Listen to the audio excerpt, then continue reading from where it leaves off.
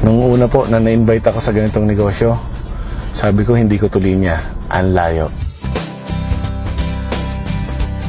And sabi ko, misis ko na lang ang kailangan. And nagustuhan ng misis ko, sabi ko, sige, tuloy mo na lang, susunduin na lang kita. Ang ginagawa ko, hinahatid sundo ko siya sa mga seminars, sa mga trainings. Kaso lang, kakasundo ko, kakapakinig ko ng mga seminar at orientation. Grabe, nabuang ako.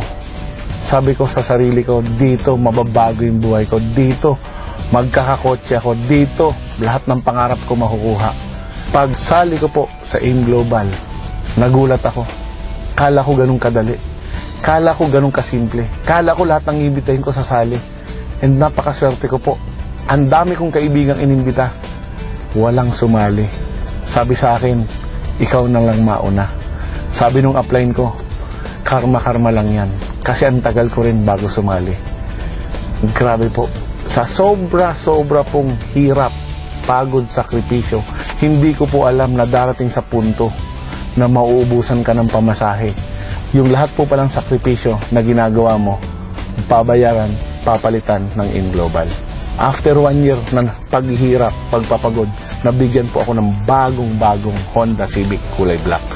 Sunod na taon, Pajero na white. And ang maganda po nun, nabigay po sa akin yung mga pangarap ko na mag-travel ng libre. Pumunta ng Hong Kong, Singapore, Thailand, Malaysia, Asian Cruise, libre po lahat ng AIM Global. And ang pinakamaganda po nun, 2 beses na po akong nabigyan ng chance maging libre pumunta sa Amerika.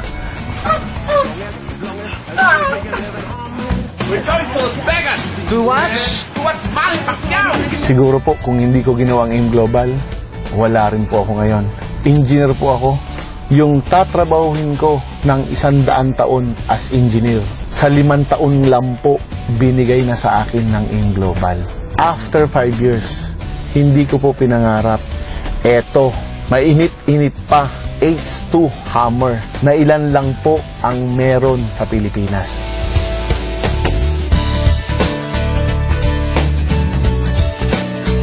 Global, number 1.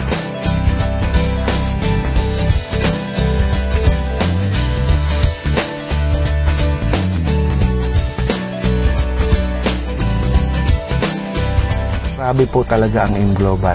Sobrang blessing po ang ibinibigay. Sa AIM Global po, lahat posible.